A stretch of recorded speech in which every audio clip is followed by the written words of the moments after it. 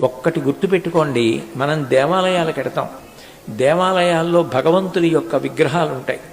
భగవంతుని విగ్రహానికి అంత నైవేద్యం పెడతారు, అన్ని పూలదండలు వేస్తారు, అన్ని పువ్వులతో పూజ చేస్తారు, అంత ధూపం వేస్తారు, అంత దీపం పెడతారు, అన్ని నమస్కారాలు పెడతారు.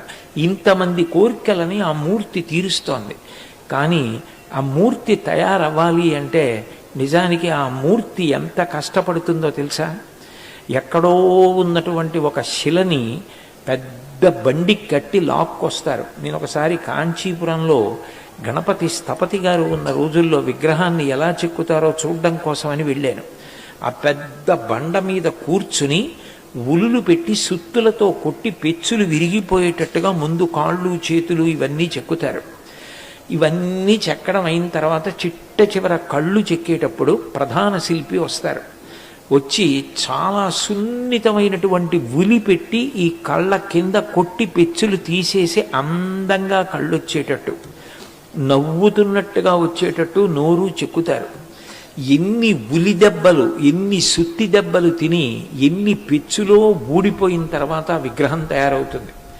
అప్పుడు ఆ విగ్రహాన్ని వేరే వాహనం ఎక్కించి తాళ్లతో కట్టి అది ప్రతిష్ఠ కావలసిన క్షేత్రానికి చేరుస్తారు. అప్పుడు అధివాసాలు చేసి ఆ మూర్తిని ప్రతిష్ఠ చేస్తారు. చేసిన తరువాత పూజలు చేస్తారు, దానికి శక్తి వస్తుంది. ఒక రాయి పూజలు అందుకోవాలి అంటే అంత కష్టపడితే తప్ప దేవాలయంలో చేరి పూజలు అందుకోదు. ఒక మనిషి వృద్ధిలోకి రావాలి అంటే ఒక్కొక్కసారి అమ్మ దెబ్బలాడుతుంది, ఒక్కొక్కసారి నాన్నగారు దెబ్బలాడతారు, ఒక్కొక్కసారి గురువు దెబ్బలాడతారు.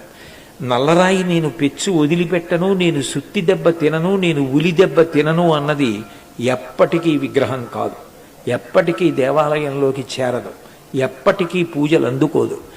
ఎవరూ నన్ను తిట్టకూడదు, ఎవరూ నన్ను కొట్టకూడదు, ఎవరూ నన్ను ఏ మాట అనకూడదు, నన్ను ఎప్పుడూ బుజ్జగించాలి, నేను చేసిందే ఒప్పనాలి అన్న భావన పిల్లలు పెంచుకున్నారనుకోండి, మీకు మంచి చెప్పడానికి కూడా పెద్దవాళ్ళు భయపడతారు.